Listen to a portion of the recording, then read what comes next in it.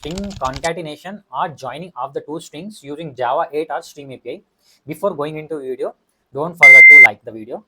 We have a string str1 equal to welcome to string str2 equal to Javahack. Okay, we have a stream. It has one method that is off. Stream.off, which takes the group of values str1 comma str2 and collecting. We have a collectors class. Collectors has one static method that is joining. Collectors dot joining. Just press Ctrl+1. It will return the join it string. Come here. Use this. Make it concat. Concat. Let me run the program.